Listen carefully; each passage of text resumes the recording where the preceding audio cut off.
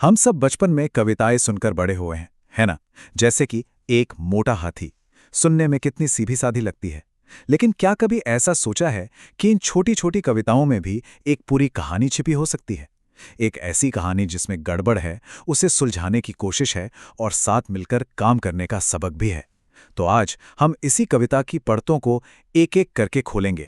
कहानी की शुरुआत बस यहीं से होती है, एक बिल्कुल मामूली सी बात से। एक मोटा हाथी है जो बस घूमने निकला है, लेकिन यही एक छोटा सा कदम घटनाओं की एक ऐसी लड़ी शुरू कर देता है जिसकी शायद किसी ने उम्मीद भी नहीं की होगी। तो फिर सवाल ये उठता है कि क्या ये सिर्फ बच्चों का मन बहलाने वाला एक गीत है, या फिर इसमें इससे कुछ ज्यादा है, ग्रुप में काम करने का कोई गहरा सबक? चलिए इसी सवाल का जवाब ढूंढते हैं और इस आसान सी कविता के अंदर छुपी हुई अनोखी कहानी को समझते हैं। तो कहानी के पहले हिस्से पर आते हैं। यहाँ हमारी मुलाकात होती है कहानी के हीरो से, वो अकेला हाथी। और यहीं से वो पहली मुश्किल शुरू होती है जो पूरी कहानी को आगे बढ़ाती है। देखते हैं आखिर हुआ क्या था।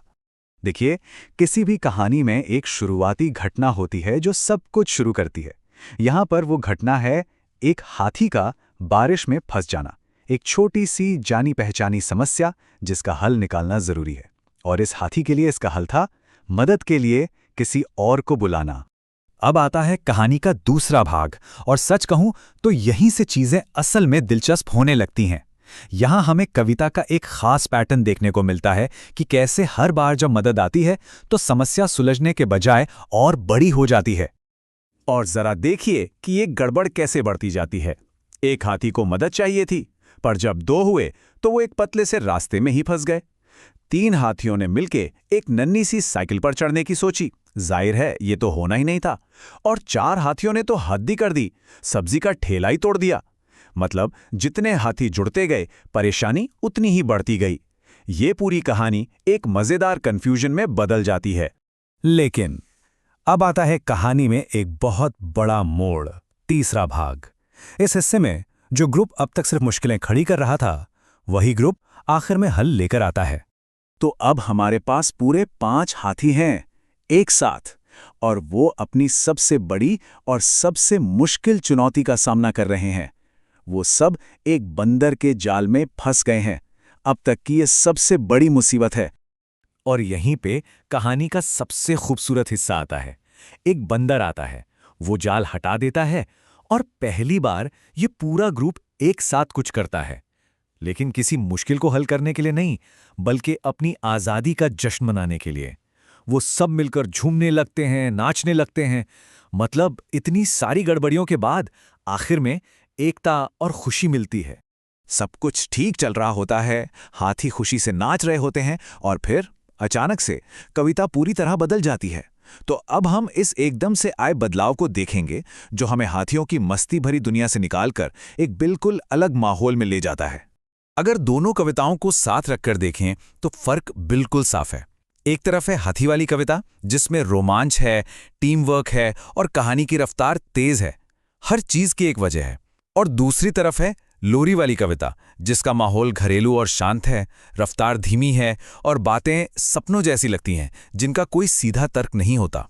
ऐसा लगता है जैसे यह बदलाव जानबूझकर किया गया है ताकि एक रोमांचक कहानी के बाद सुनने वाले को सुकून मिल सके।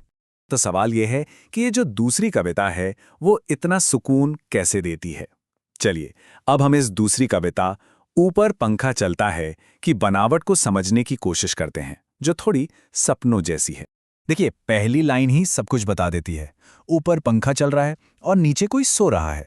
ये हमें हाथियों की भागदौड़ वाली दुनिया से बहुत दूर एक शांत से कमरे में ले आती है। यहाँ कोई एडवेंचर नहीं है, बस सुकून है। अब यहाँ से कहानी एक सपने की तरह आगे बढ़ती है। सोते सोते भूख लगती है, फिर मूंगफली मिलती है जिसमें दाना ही नहीं है। अचानक से कोई कहता है, हम तुम्हारे मामा नहीं हैं। फिर पता चलता है कि मामा तो कोटा से एक तोता लाए हैं जो गाना भी गाता है। इन बातों का आपस में कोई सीधा कनेक्शन नहीं है ना। और शायद यही वजह है क्योंकि इसमें कोई असल दुनिया जैसा लॉजिक नहीं है। ये बहुत आरामदायक और शांत करने वाली लोरी बन जाती है।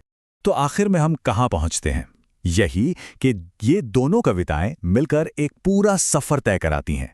ये एक सुनने वाले को रोमांच और उत्साह की दुनिया से निकालकर धीरे धीरे शांति और आराम की स्थिति में ले जाती हैं। एक छोटी सी कविता में छुपी एक पूरी यात्रा। तो चलिए इस आखिरी सवाल पर सोचते हैं, क्या ये सिर्फ एक कविता है या इसमें जिंदगी का एक गहरा पैटर्न छिपा है? हम बच्चों को जो कहानियां सुनाते हैं, चाहे वो कितनी भी आसान क्यों ना लगे, वो शायद इस बारे में बहुत कुछ बताती हैं कि हम दुनिया को कैसे देखते हैं, मुश्किलों से समाधान तक और रोमांच से सुकून तक का सफर।